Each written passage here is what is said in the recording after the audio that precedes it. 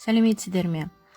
Назарларыңызға Шамалған бекетіндегі Жаңа Қазақ орта мектебі коммуналдық мемлекеттік мекемесінің 10-шы А сыныбымен ұйымдастырылған рухани жаңғыру еңселі елорда белестері атты сынып сағатымызды ұсынамыз.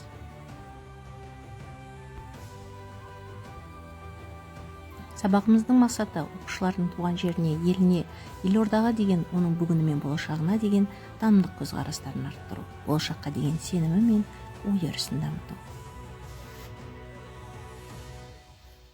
Сабағымызды жақсы көңіл күймен бастау үшін келесі өлең жолдарын өздеріңізге арнаймын. Табиғаттан нәр алған ғой жанымыз, жер бетінің ажары бол сәніміз, туған өлке табиғатын аялап, ұсынайық жүрегін бәріміз.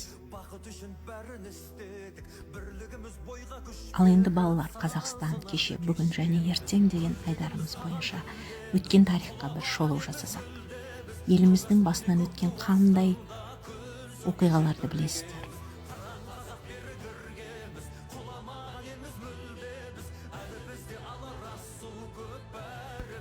Ал балалар, еліміздің бүгініне байланысты қандай ақпарат берер едіңдер?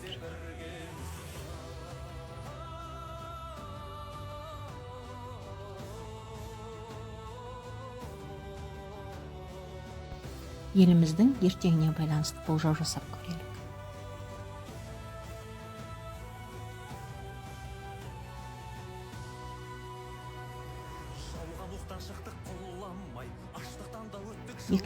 жылғы мәдени мұра бағдарламасы бойынша көптеген мәдени ескерткіштерімізге реставрация жұмыстары жасалып, сәтті аяқталды.